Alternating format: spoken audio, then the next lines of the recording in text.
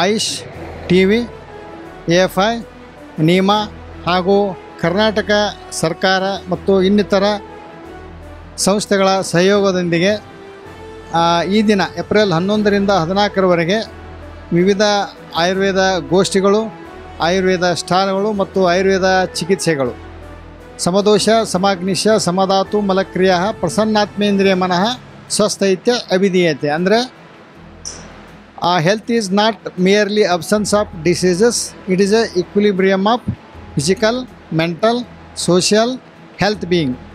ಈ ವಿಷಯವನ್ನು ಸುಶ್ರುತ ಮಹರ್ಷಿಗಳು ಕ್ರಿಸ್ತಪೂರ್ವ 5000 ವರ್ಷಗಳ ಹಿಂದೆ ಹೇಳಿದ್ದಾರೆ. ಇತ್ತೀಚಿನ ದಿನಮಾನಗಳಲ್ಲಿ ಇದು ಅತ್ಯಂತ ಪ್ರಸ್ತುತವಾಗಿದೆ. ನಾವು ದೈಹಿಕವಾಗಿಯೂ ಸ್ವಸ್ಥರಾಗಿರಬೇಕು ಮತ್ತು ಮಾನಸಿಕವಾಗಿಯೂ ಸ್ವಸ್ಥವಾಗಿರಬೇಕು. ಆದ್ದರಿಂದ ಆಯುರ್ವೇದದಲ್ಲಿ ಕಾಯ ಚಿಕಿತ್ಸಾ, ದೇಹಕ್ಕೆ ಚಿಕಿತ್ಸೆಯನ್ನು ಕೊಡ್ತಕ್ಕಂಥದ್ದು ಮತ್ತು ಮಾನಸ ಚಿಕಿತ್ಸಾ ಅಂತೇಳಿ 2 ವಿಧಗಳ ಚಿಕಿತ್ಸೆ ಬಂದಿದ್ದಾವೆ.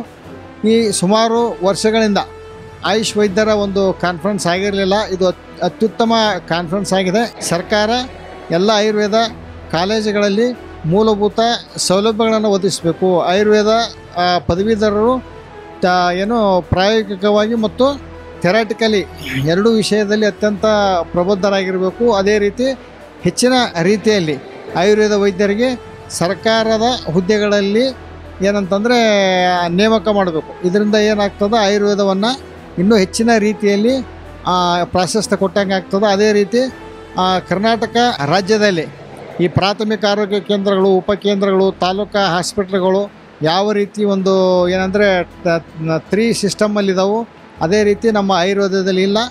ಆಯುರ್ವೇದದಲ್ಲಿ GADಗಳು ಅತ್ಯಂತ ಬೆರಳೆಣಿಕೆ GADಗಳಿದ್ದಾವೆ, ಗೌರ್ಮೆಂಟ್ ಆಯುರ್ವೇದಿಕ್ ಡಿಸ್ಪೆನ್ಸರಿ.